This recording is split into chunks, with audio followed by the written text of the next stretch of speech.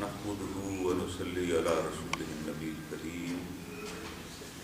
أعوذ بالله من الشيطان الرجيم. بسم الله الرحمن الرحيم. رب اشرح لي صدري ويسر لي أمري واحلل عقدة من لساني يفقهوا قولي. قال الله تعالى في قرآن المجيد: لا يتخذ المؤمنون الكافرين أولياء من دون المؤمنين ومن يفعل ذلك فليس من الله في شيء إلا أن تتقوا منهم تقاته ويحذركم الله نفسه وإلى الله المصير. قل إن تخفوا ما في صدوركم أو تبدوه يعلمه الله ويعلم ما في السماوات وما في الأرض والله على كل شيء قدير.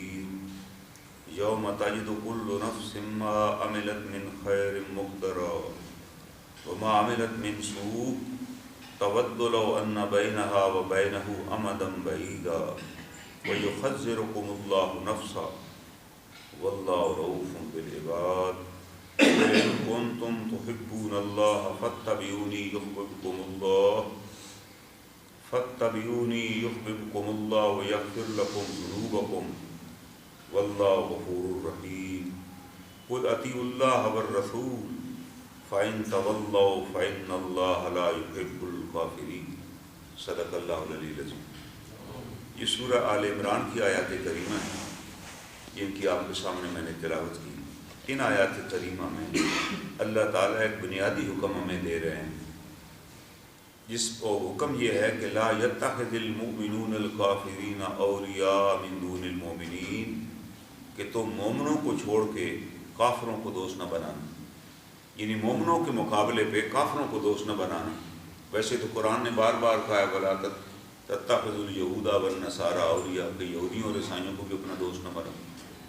اور اللہ تعالیٰ فرماتے ہیں کہ اگر تمہیں کوئی کہتا ہے کہ نہیں وہ ہمارے دوست ہی ہیں، تو اللہ تعالیٰ ہمیں خبردار کرتے ہیں وہ پھر انہی میں سے ہے.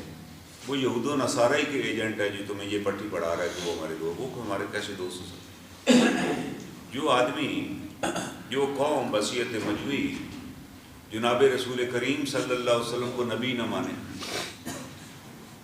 ہم تو آج ہمارے تو چلے کوئی لوگ کہتے ہیں جی ان کے خلاف ہی کوئی نہیں، ان کا کردار ہی کوئی نہیں، ان کی امانت ہی نہیں ہے، لیکن وہ امین رسول، وہ صادق الامین جن کی لوگ مثالیں دیتے ہیں اور وہ بھی مانتے ہیں، اس کو بھی وہ نبی ماننے پہ تیار نہیں. جب اس نبی محترم کو وہ نبی ماننے پہ تیار نہیں ہے تو ہمیں ان کے ساتھ دوستی رکھنے کی کیا ضرورت ہے. یہ تو اسلام کی ایک عموماً دینی غیرت کی بات ہے، لیکن اللہ نے منع بھی فرما دیا کہ نہیں ایسے نہ کرنا، کہ مسلمانوں اور کفار کا جھگڑا اور تم کفار کے ساتھ کھڑے ہوئے ہو، جیسے ہم نے گزشتہ ادوار میں کیا کہ ہم کافروں کے ساتھ ہی تھے، مسلمانوں کے خلاف ہی کھڑے ہوئے تھے کہ ہم جی ان کے ساتھ ہیں. اللہ تعالیٰ نے اس کی آگے مثال دی ہے. اللہ تعالیٰ فرماتے ہیں وَمَن يَفْعَلْ ذَلِكَ فَلَيْسَ مِنَ اللَّهِ فِي شَيْءٍ، کہ جو آدمی ایسا کرے گا ان کے ساتھ دوستی رکھ، من اللہ شیئن، پھر اللہ کے ساتھ اس کا کوئی تعلق نہیں. الا ان تتقوا منہ تقاتہ، ہاں اگر تمہیں ان سے کوئی خطرہ ہو کہ بھائی ہمیں کوئی نقصان نہ پہنچائیں تو بس معمولی سے تعلق رکھ سکتے. اگر آپ کو اپنا خطرہ ہو کہ ہمیں کوئی نقصان نہ پہنچائیں مومنوں کے ساتھ دینے پہ، تم ان کے ساتھ بس ایک ہلکا سا تعلق رکھ سکتے، دوستی نہیں بنا سکتے کہ تم ان کے ساتھ دوستی نبھانا شروع کر دو، ان کے ساتھ تعلقات بنانا شروع کر دو، ان کو اپنے آپ اترنے اور آنے جانے کی اجازت دو اور مسلمانوں پر حملہ کرنے کے لیے اپنے سارے وسائل ان کو مہیا کر دو. یہ تو کفر کے بھی بدترین درجے میں سے آتا ہے. اللہ تعالیٰ فرما رہے کہ بھئی یہ تو کبھی بھی تم نہ کرو. اور ایسے لوگ جب قیامت والے دن پیش ہوں گے ان کے ماتھے پہ لکھا ہوگا کہ یہ اللہ کی رحمت سے نا امید. آج ان کو اللہ کی رحمت نہیں ملے گی کیونکہ انہوں نے مسلمانوں کو چھوڑ کے کافروں کا ساتھ دیا تھا. بھئی ایک اسلام، یہی تو ہمارا رشتہ ہے اسلام کا کہ آج ہم مختلف جگہوں سے آ کے یہاں کٹے ہوئے جمعے کا دن ہم جائیں گے، ایک جگہ جا کے بیٹھیں گے، اللہ کا ذکر کریں گے، اللہ کی کتاب پڑھیں گے، اللہ کے رسول صلی اللہ علیہ وسلم کے فرمودات پڑھیں گے. ورنہ ہماری کیا رشتہ داری، نہ ہمارا کوئی یہاں کو کاروبار ہے ساروں کا کہ اس کاروبار کی وجہ سے ہم آئے ہوئے، نہ اس کے بعد ہم نے کوئی لین دین کرنا. یہ ایک دین کی محبت ہے، ایک دین کی کشش ہے جس کی وجہ سے ہم اپنے گھروں سے اس بارش میں نکل کے آئیں کہ جی جمعہ پڑھنا. اللہ کے رسول سے کا حکم ہے کہ بھائی جمعہ بڑی جگہ جا کر پڑھو، ورنہ تو محلے میں بھی مسجد ہمارے موجود ہے۔ تو یہ وہ رشتہ ہے نا، تو اللہ کہہ رہے ہیں کہ اس رشتے کی موجودگی میں تم کافروں کے ساتھ کدھر کھڑے ہو سکتے، تم ان کا کدھر ساتھ دے سکتے ہو۔ اور ساتھ اللہ تعالیٰ ایک اور بات فرما رہے ہیں، وَيُحَذِّرُكُمُ اللَّهُ نَفْسَهُ، اور اللہ تمہیں اپنے آپ سے ڈراتے ہیں۔ تو بھائی ان سے اتنے ڈرنے مرنے کی ضرورت نہیں ہے کہ وہ جی اگر ہم ان کو ساتھ نہ دیا تو وہ ہمیں پتھر کے دور پہ لٹا دیں گے۔ اللہ کہہ رہے ہیں ان سے کیوں ڈرتے؟ یُحَذِّرُكُمُ اللَّهُ نَفْسَهُ، اللہ تمہیں اپنے آپ سے ڈراتا ہے کہ تم مجھ سے ڈرو، میں ہوں وہ ذات جس سے ڈرا جا سکتا ہے، میں ہوں وہ ذات جس کے پاس سارے وسائل ہیں۔ دیکھیں نا، جب پاکستان بنا تو ہمارے پاس تو کچھ بھی نہیں تھا، انگریز بھی مخالف تھے کہ ہم نے نہیں بننے دینا، ہندو بھی مخالف تھے کہ ہم نے نہیں بننے دینا، سکھ بھی مخالف تھے ہم نے نہیں بننے دینا، ہمارے کچھ مسلمان بھائیوں کو بھی خیال تھا کہ یہ نہیں بننا چاہیے، انہوں نے بھی ان کا ساتھ دیا، لیکن اللہ تعالیٰ نے یہ ملک بنا دیا۔ اور یہ واحد ملک ہے جو دنیا کی نیوکلیر پاور ہے کہ پوری دنیا نے کوشش کی نہ بنے، وہ بھی اللہ نے ہمیں بنا دی۔ اور اس کے باوجود ہم ڈرے مرے بیٹھے ہیں کہ یار کیا ہو جائے گا، تو پھر تم اللہ کو بھولے بیٹھے ہیں۔ اللہ ہی نے تو یہ ملک عطا کیا، اللہ ہی نے یہ سب کچھ عطا کیا۔ اب اللہ کے عطا کی نعمت کو چھوڑ کے ہم ان کے ہاں جا رہے ہیں کہ وہ ہماری کو مدد فرمائیں گے، ہمارے ساتھ ہو جائیں گے۔ تو اللہ تعالیٰ فرماتے ہیں وَإِلَى اللَّهِ الْمَصِيرُ، تمہیں اللہ ہی کی طرف لوٹ کے آنا ہے بھائی، آپ کو اللہ کی طرف لوٹ کے آنا ہے۔ ساتھ اللہ تعالیٰ فرماتے ہیں قُلْ إِن تُخْفُوا مَا فِي صُدُورِكُمْ أَوْ تُبْدُوهُ يَعْلَمْهُ اللَّهُ، اگر تم کوئی بات اپنے دل میں چھپاؤ یا ظاہر کرو، يَعْلَمْهُ اللَّهُ، اللہ کو اس کی خبر ہے۔ آپ لوگوں کو دھوکہ دے رہے ہیں جی ہمارے ساتھ یہ ہو جاتا، ہمارے اللہ کہہ رہے ہیں مجھے اس بات کا پتہ ہے جو تمہارے دل میں ہے۔ وَيَعْلَمُ مَا فِي السَّمَاوَاتِ وَمَا فِي الْأَرْضِ، اور اللہ ہر چیز کو جانتے ہیں جو آسمانوں اور زمینوں میں ہے۔ وَاللَّهُ عَلَىٰ كُلِّ شَيْءٍ قَدِيرٌ، اور اللہ ہر چیز پر قدرت رکھتے ہیں۔ تمہیں اللہ تعالیٰ کی ذات پر ایمان ہونا چاہیے کہ اللہ نے جس طرح بغیر کسی وسائل کے یہ ملک ہمیں عطا کیا، اس کے اندر ساری اللہ نے نعمتیں عطا کر دی، تو ہمیں تو اللہ کی نعمتوں کو شکر ادا کرنا چاہیے، ادھر ہم نے کدھر جانا ہے۔ اور ساتھ اللہ تعالیٰ ایک اور بات سے ہمیں خبردار کر رہے ہیں، یوم تجد کل نفس ما عملت من خیر محضرا، کہ وہ دن ایک آنے والا ہے، وہ ایسا دن ہوگا ہر آدمی کے سامنے اس کے اچھے اعمال لائے جائیں گے، مثقال ذرۃ خیر یرا ومثقال ذرۃ شر یرا، کہ آپ نے ذرا برابر بھی نیکی کی ہوگی وہ آپ کو قیامت والے دن دکھا دی جائے گی، اور ذرا برابر بھی برائی کی ہوگی تو وہ بھی سامنے آ جائے گی۔ تو اللہ تعالیٰ فرماتے ہیں اس دن کیا ہوگا، ہم تمہارے سارے نیک اعمال تمہیں دکھا دیں گے، وما عملت من سوء، اور تمہارے برے اعمال بھی، جس کو کوئی نہیں جانتا۔ ہم سمجھتے ہیں جی کوئی بھی نہیں جانتا، میں نے پڑوسی کی زمین ہتھیا لی، کسی کے پیسے مار لیے، بہن بھائیوں کا حصہ دبا لیا، کوئی بھی نہیں جانتا، پھر بھی میں بڑا معزز ہوں۔ تو اللہ تعالیٰ فرماتے نہیں، ایسی بات نہیں ہے، ہم وہ لے آئیں گے، اور اس دن جب وہ برے اعمال تمہارے سامنے آ جائیں گے تو تم کیا کہو گے، تَوَدُّ لَوْ أَنَّ بَيْنَهَا وَبَيْنَهُ أَمَدًا بَعِيدًا، تو اس وقت انسان تمنا کرے گا کاش میرے اور میرے ان اعمال کے درمیان بڑی مسافت ہوتی، یہ میرے سامنے نہ لائے جاتے، آج میں اس کا کیسا بدلہ دوں، کیسے بدلہ دوں گا، کیونکہ ادھر تو آپ نے بدلہ دینا ہے بھائی، آپ نے جو بھی جان ظلم کیا ہوگا، کوئی چیز دبائی یا چھینی ہوگی، وہ آپ نے وہاں پہ واپس کرنی، واپسی کے لیے آپ کے پاس کوئی چیز نہیں ہوگی، آپ بے لباس ہوں گے بھائی۔ جناب رسول کریم صلی اللہ علیہ وسلم نے فرمایا کہ میدان حشر میں تمام لوگ بے لباس ہوں گے، یہ کفن وفن ادھر ہی رہ جائے گا، سب لوگ بے لباس ہوں گے، اور سب سے پہلے اللہ تعالیٰ، جناب آپ نے فرمایا سب سے پہلے اللہ تعالیٰ میرے نبی ابراہیم کو لباس عطا فرمائیں گے، سب سے پہلے انہیں لباس پہنایا جائے گا، جناب سیدنا ابراہیم علیہ السلام۔ تو حضرت ام المومنین صدیقہ رضی اللہ تعالیٰ عنہ نے کہا کہ یہ تو بڑی شرم کی بات ہوگی کہ عورتیں اور مرد وہاں بے لباس کھڑے ہوں گے۔ آپ نے فرمایا کہ ایسا تیرے رب کا اتنا بڑا جلال ہوگا اس دن کہ کوئی آدمی کوئی دائیں بائیں دیکھنے کی جرت ہی نہیں کرے گا، ہمت نہیں ہوگی کہ ایسے ادھر دیکھ بھی لے، ایسا اللہ تعالیٰ کا وہاں جلال ہوگا اس میدان میں کہ بندہ جرت ہی نہیں کرے گا۔ آپ کو چھوٹی سی مثال دوں یہاں دہلی میں، جب اوجڑی کیمپ کا دھماکہ ہوا نا، لوگ ابھی موجود ہیں جنہوں نے وہ دھماکہ سنا تھا اور دیکھا بھی جو اس علاقے میں رہتے تھے، چند میزائل ہی تھے جو نکل کے باہر پھٹ گئے.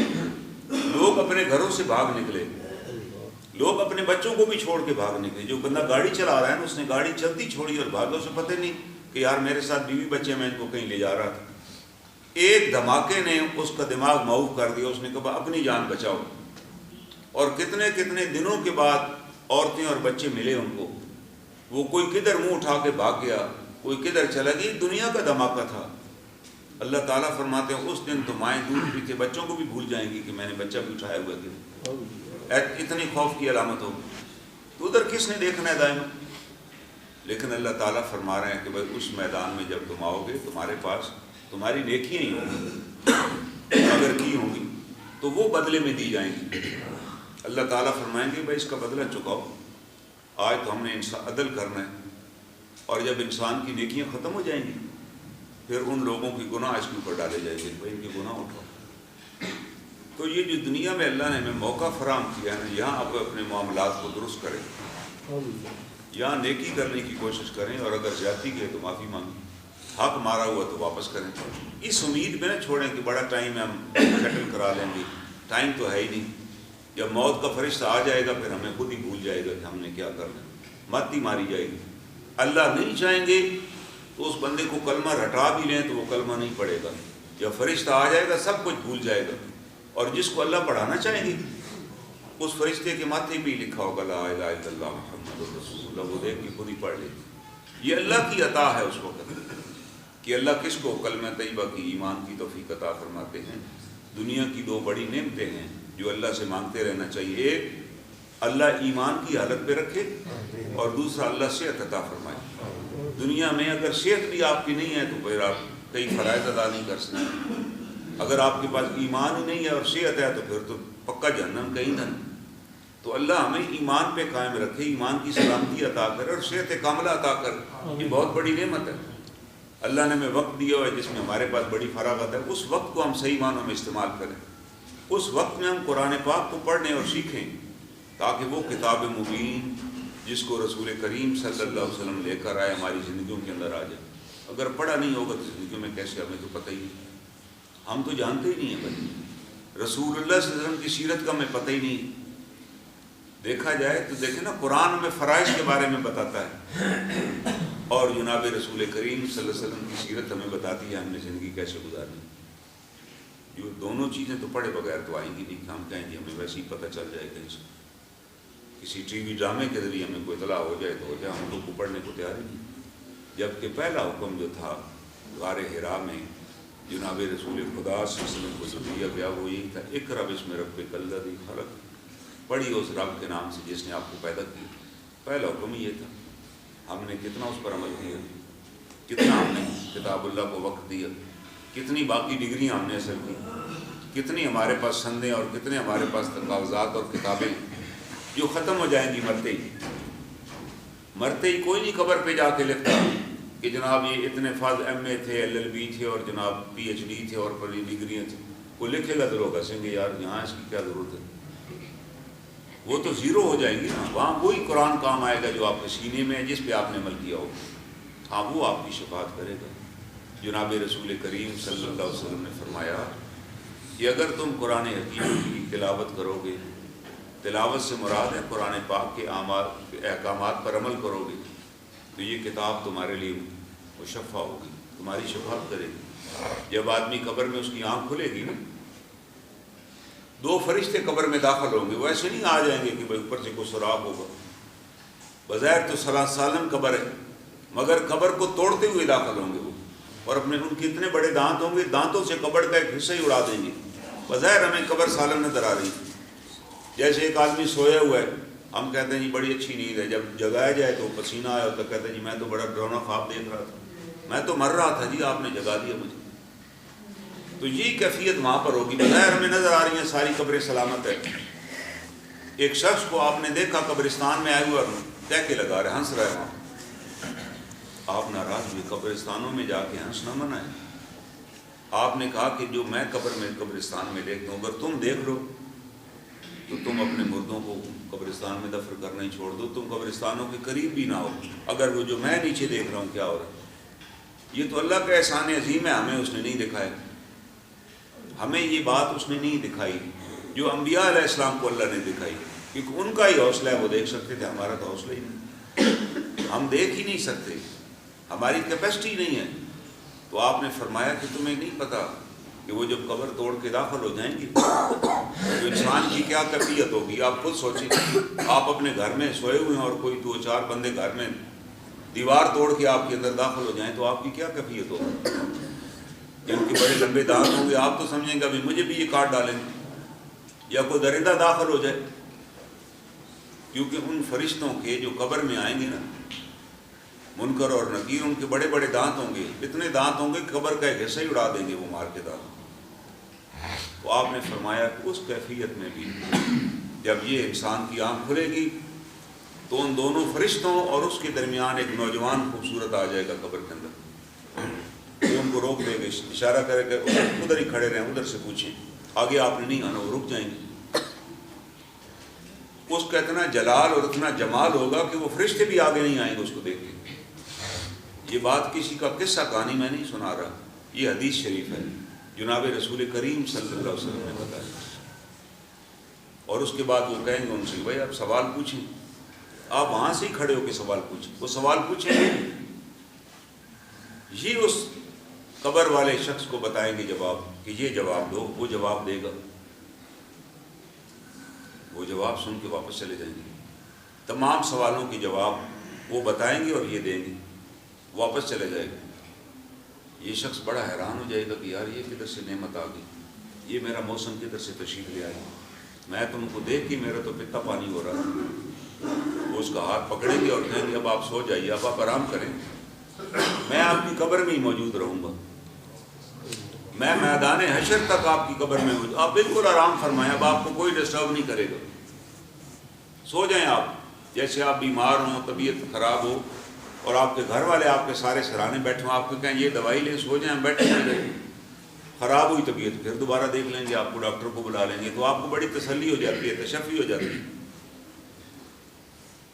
اور وہ کہے گا نوجوان کہ بھائی آپ آرام فرمائیے، جب میدان حشر برپا ہوگا اس وقت بھی میں اسی قبر میں موجود رہوں گا، میں ادھر ہی ہوں، میں حشر تک نہیں جاؤں گا، اور جب حشر میں قبروں سے نکالے جاؤ گے میں آپ کا ہاتھ پکڑ کے آپ کو قبر سے باہر نکالوں گا، میں وہاں بھی آپ کو نہیں چھوڑوں گا کہ میں نکال دیا تو اب چلے جاؤں۔ لوگ میدان حشر کی طرف دوڑیں گے اور وہ میدان کے اندر اتنی گہری کھائیاں ہوں گی کہ لوگ اس کے اندر گرتے چلے جائیں گے،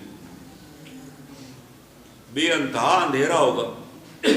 ہاں جو صاحب ایمان ہوں گے اللہ تعالیٰ ان کے بارے میں فرماتے ہیں یس آبین ایمانہم، کہ ان کے ایمان ہیں کہ ان کے آگے اور ان کے دائیں طرف ان کا ایمان دوڑ رہا ہوگا نور کی صورت میں، اس نور کی روشنی میں چلیں۔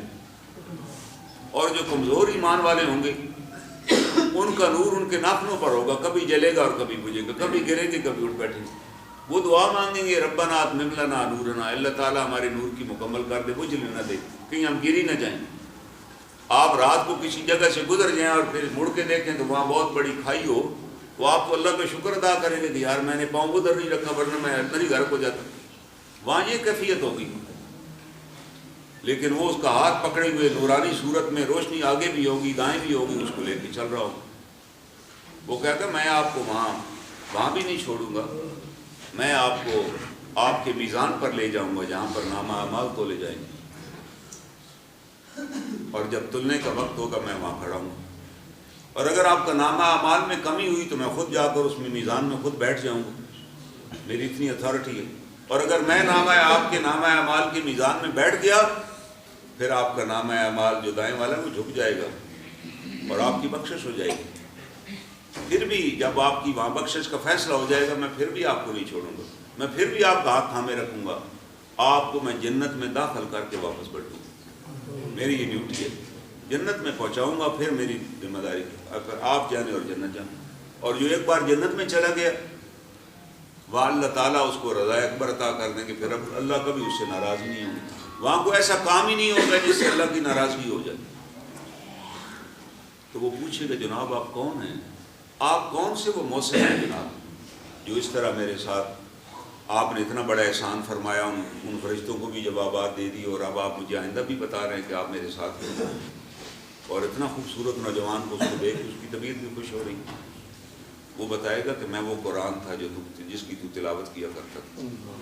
آنا اللیل والنہار، جس کی تو صبح و شام تلاوت کرتا تھا، جس کے حلال کو آپ نے حلال جانا اور جس کے حرام کو آپ نے حرام سمجھا اور اس کے مطابق زندگی بسر کی. تو بھائی میں تو آپ کو وہاں تک پہنچاؤں. اور جناب رسول کریم صلی اللہ علیہ وسلم نے خبردار فرمایا کہ جس شخص نے اپنی زندگی سے قرآن کو نکال دیا، کبھی دیکھا ہی نہیں قرآن کا حکم ہی نہیں پڑھا، اس کے ساتھ بھی یہ قرآن کیا معاملہ کرے گا. وہ میدان میزان عمل پر موجود ہوگا اور وہ اللہ تعالیٰ سے تقاضا کرے گا، اے الہ العالمین جس طرح اس نے اپنی زندگی میں مجھے گرا دیا تھا، اے الہ العالمین آج اس کو گرا دیجیے. اے الہ العالمین یہ کتاب اللہ اس تک تیرے نبی محترم نے پہنچا دی تھی، اس کے گھر پر بھی موجود تھی.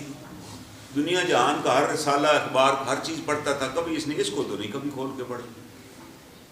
دنیا جہان کی انسٹرکشن جسے پتہ تھی کہ ٹیکس کب جمع ہونا ہے، بل کہاں جمع کرانا ہے، آخری تاریخ کیا ہے، اس نے اس کی آخری تاریخ کوئی نہیں کبھی پڑھی کہ یار اس کی کون سی آخری تاریخ، کب تک اس پر عمل کرنا ہے، کبھی نہیں کھول کے دیکھا. آپ کو بے شمار لوگ مل جائیں گے وہ قرآن پاک ناظرہ دیکھ کر بھی نہیں پڑھ سکتے. وہ واحد کتاب ہے بغیر سمجھے بھی پڑھی جائے کہ اس کے برکات اور نوارات مسئول ہوتے ہیں. تو اللہ کا کلام ہے، حکم تو ہے سمجھنے کا اور عمل کرنے کا، لیکن آج ہمارے ہاں کتنے لوگ ہیں وہ ناظرہ دیکھ کر بھی نہیں پڑھ سکتے.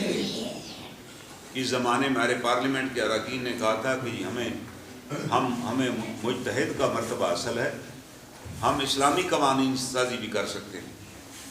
تو اس وقت مولانا مفتی محمود بھی ممبر تھے، انہوں نے کہا جی آپ کر سکتے ہیں، آپ بس قرآن پاک اگر پڑھ سکتے ہیں تو کئی چیز. وہ ایک ممبر تو اٹھے جو کہا جی میں دیکھ کے پڑھ سکتا ہوں.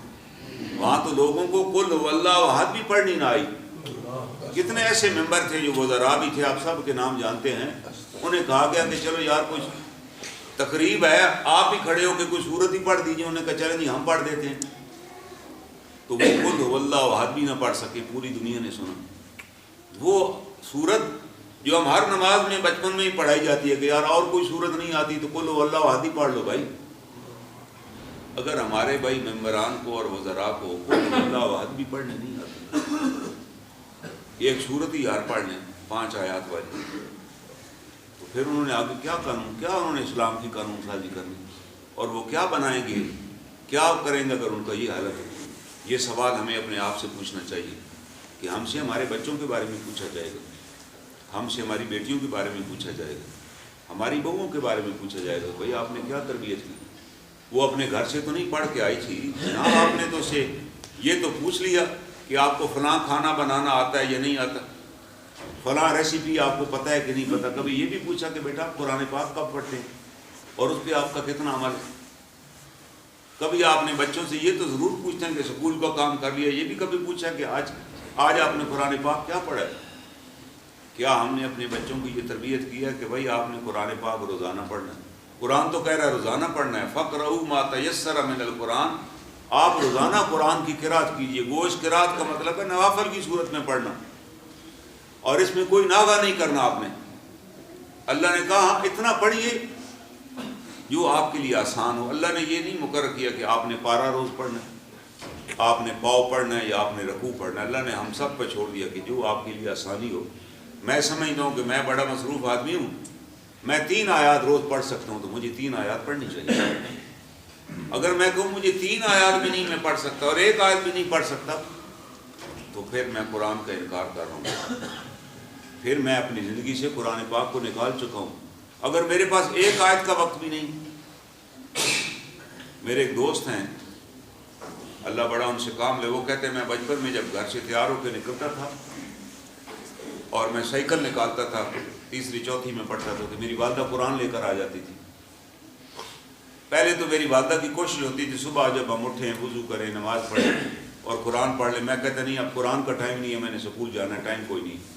وہ کہتی کوئی بات نہیں ناشتہ کرو. جب بیٹھ جاتا میری والدہ قرآن پاک لے آتی اور سکول اس کے ہینڈل پہ رکھ دیتی اور کہتی بیٹا بس یہ 1 آیت پڑھو اور چلے جاؤ. تو مجھے وہ ہر روز 1 آیت پڑھا دیتی تھی کہ بس یہ 1 آیت پڑھو اور بس جاؤ. میں 1 آیت پڑھ لیتا ہوں. کہتا وہ بات پھر میری ماں نے اتنی میرے بات دل میں بیٹھ گئی کہ آج میں گھر سے قرآن پاک پڑھے جا نہیں سکتا. مجھے اپنی ماں یاد آتی ہے کہ وہ جو دوڑی ہوئی آتی تھی، باوجود رہتی تھی کہ اس کو میں نے ایک آیت ضرور پڑھانی ہے، اس کے بغیر نہ کہیں اسکول چلے جائیں۔ کیا ہم نے کبھی یہ کوشش کی ہے کہ ہمارے بچے یار گھر سے جا رہے ہیں پڑھنے کے لیے، کم از کم ہم پوچھیں کہ بھئی آج آپ نے کیا قرآن پاک پڑھا؟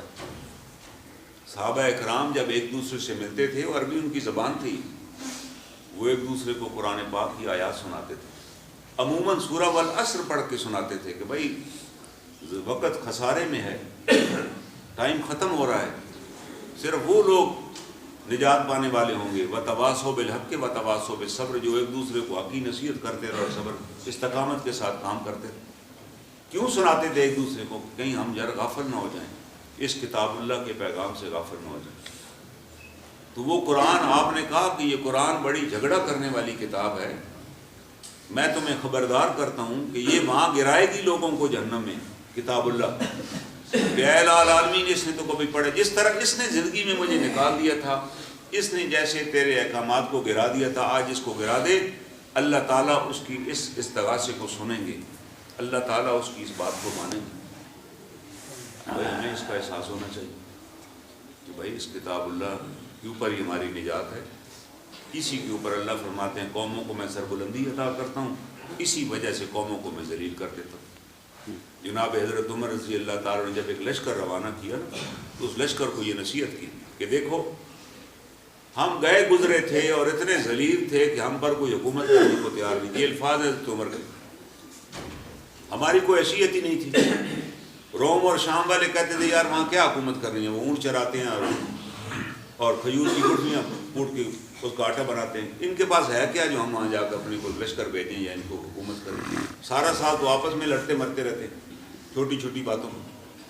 لیکن آپ فرماتے ہیں پھر اللہ نے ہمیں سرفرازی عطا کی، اور انہوں نے کہا کہ اس وقت روم اور شام ہمارے انڈر ہے، ایران ہمارے ماتحت ہے، وہ ہر سال وہاں سے جزیہ ہمیں بھیجتے، ہم کوئی کاروبار نہیں کرتے، کوئی تجارتی قافلے نہیں بھیجتے، جو مشرکین مکہ بھیجا کرتے تھے ہم تو کوئی نہیں قافلہ بھیجے، وہ اپنی ساری کمائی ہر سال ہمیں بھیجتے ہیں اور ہمارے سامنے سرنگوں ہے، اور ہم جو حکم دیتے ہیں وہ وہاں نافذ ہوتا ہے۔ انہوں نے کہا اس کی وجہ یہ نظریہ ہے جو اللہ نے ہمیں عطا کی، اس پر ہم عمل کر رہے ہیں، تو اس وجہ سے اللہ نے ہمیں عزت عطا کر رہے ہیں۔ آپ نے خبردار کیا کہ یاد رکھو جس دن یہ نظریہ حیات تمہاری زندگی سے نکل گیا، تم دوبارہ اسی طرح ذلیل ہو جاؤ گے جیسے اسلام سے پہلے تھے۔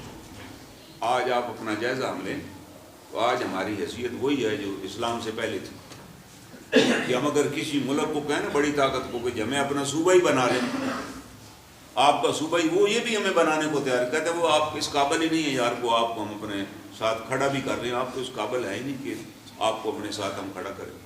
آپ میں کیا چیز ہے کہ ہم آپ کو ساتھ ملائیں؟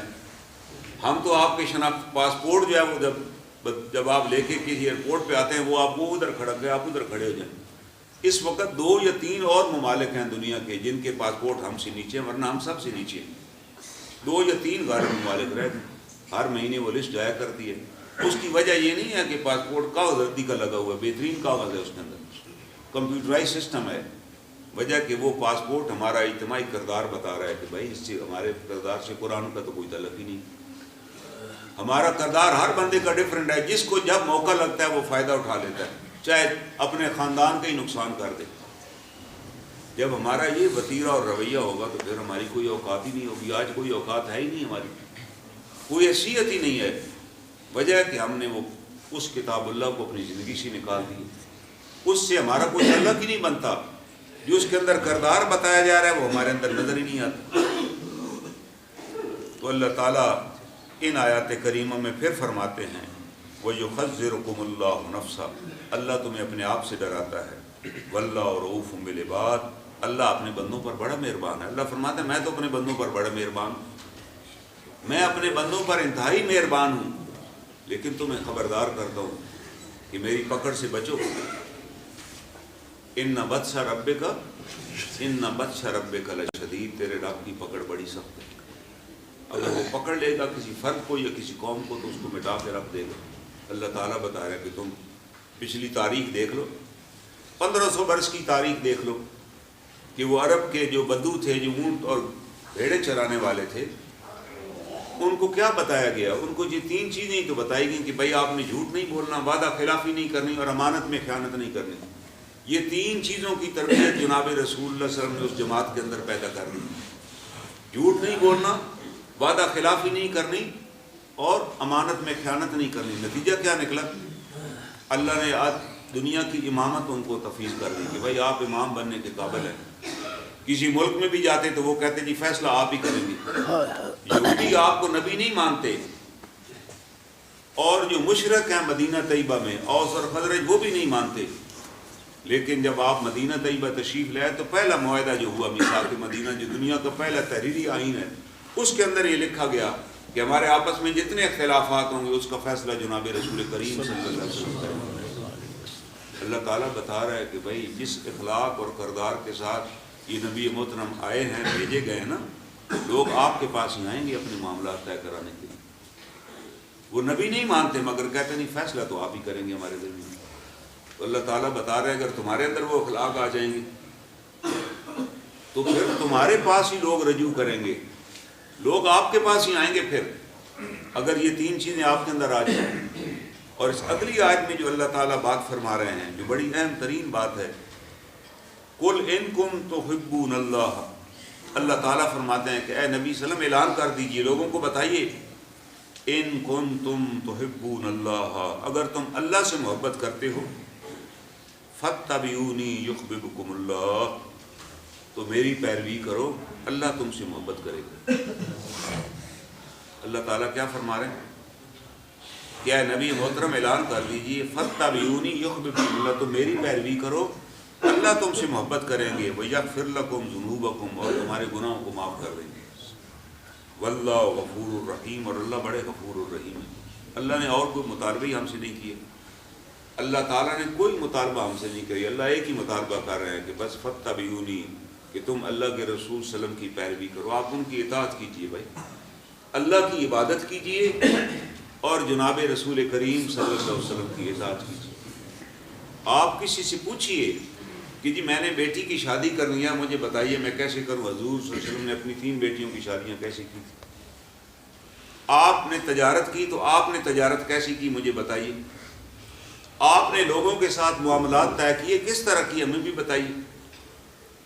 جب آپ کے اندر وہ زندگی کی جھلک آ جائے گی نا، پھر اللہ آپ کو اپنا محبوب بنا لیں گے، اور جب اللہ کسی کو محبوب بنا لیتے ہیں تو اللہ تعالیٰ جبرائیل امین کو حکم دیتے ہیں کہ آسمان دنیا پہ اعلان کر دیجئے کہ فلاں بندے کو اللہ نے اپنا محبوب بنا لیا۔ عام بندے ہوتے ہیں وہ، جب وہ اعلان کر دیتے ہیں تو پھر کائنات کی ہر چیز اس کو اپنا محبوب بنا لیتی ہے کہ بھائی اللہ نے اس کو محبوب بنا۔ آج ہم دیکھیں نا، ہم یہاں بیٹھے ہوئے ہم ذکر کرتے ہیں حضرت نظام الدین اولیاء رحمۃ اللہ علیہ، ہمیں پتہ بھی نہیں ہے، بہت سو کو نہیں پتہ کہ کس علاقے میں تھے، کہاں سے وہ تشریف لائے، کب فوت ہوئے، لیکن جب ہمارے سامنے نام لیا جاتا ہے خواجہ معین الدین اجمیری رحمۃ اللہ علیہ، حضرت عبد القادر جیلانی رحمۃ اللہ علیہ، تو وجہ کیا ہے؟ ہم سارے مجبور ہو جاتے ہیں کہنے پہ رحمۃ اللہ علیہ، اللہ ان پر رحمت فرمائے۔ ہم کیوں ادب کا ان کا نام لیتے ہیں؟ ہمارا ان سے کیا تعلق ہے؟ حضرت جنید بغدادی رحمۃ اللہ علیہ، یہ جتنے ان کے نام میں نے لیے ان میں سے کوئی بھی پاکستانی نہیں ہے، کوئی ایران میں تھے، کوئی ہندوستان میں تھے، کوئی عراق میں تھے۔ وجہ کیا تھی؟ اللہ فرماتے ہیں کہ ہم نے کائنات میں ان کا اعلان کیا ہوا ہے، ہم نے ان کو محبوبیت کا درجہ دیا ہوا ہے، یہ جہاں بھی مسلمان اہل ایمان ہوں گے ان کا نام ادب سے لیں گے۔ ہمیں کو خطرہ ہے ان سے؟ اگر میں ان میں سے کسی بزرگ کا ادب سے نام لے لوں تو وہ میرے خلاف کو کارروائی کر سکتے ہیں، یا ان کو کوئی خاندان ہے جو میرے ساتھ لڑ پڑے۔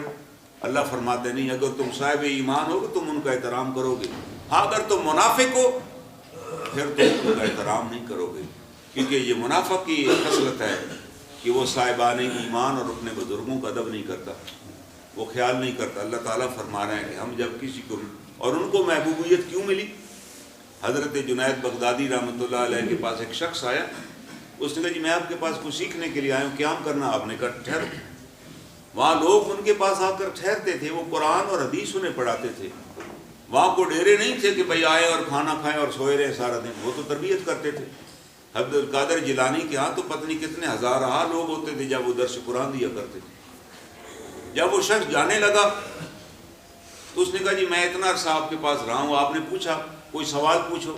اس نے کہا جی میں نے کوئی کرامت نہیں دیکھی آپ کی، ہم تو یہ سمجھتے ہیں کہ بزرگ آئیں تو کھانے کا ڈھیر لگ جائے، کھا لے وہ ہڈیاں پھینکیں تو پھر وہ جانور زندہ ہو جائے، ہمیں تو یہ کرامات سکھائی گئی نا جو ہم نے کتابوں میں پڑھ لی۔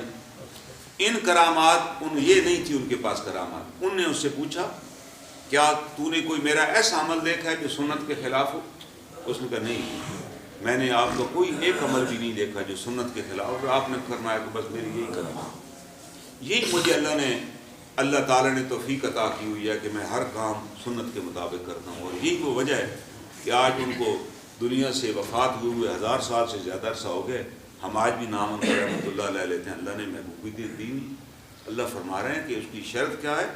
فاتبعونی یحببکم اللہ، اگر تم ان کی میری پیروی کرو گے تو اللہ تمہیں محبوب بنا لے، ویغفر لکم ذنوبکم، اور تمہارے گناہوں کو معاف کر دیں۔